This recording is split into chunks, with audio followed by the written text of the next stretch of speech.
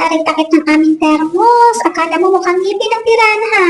Wala na nga kasi yung rubber niya at natutulog na din talaga ng dulo niya. Kala ko nga, wala na akong magagawang paraan. Okay pa naman kasi talaga yung katawan niya eh. Yung thermostopper lang talaga ang may problema. Buti na lang, may nakita ako dito sa TikTok at ayun na nga.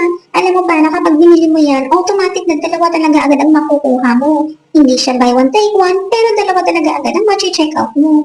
Kaya kung ako sa'yo, mag-check out ka na rin kung yan lang din naman ang problema niyo. Problema mo ba yung presyo?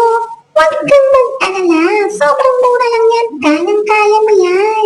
Hindi na nga kami nag-aaralang mag-init kasi hindi na mabilis lumamig yung tubig. Sobrang laking tulong nga talaga ng thermostopper na ito kasi tingnan mo nga naman, hindi na namin kailangan bumili ng bagong thermos. Kaya, check out na guys!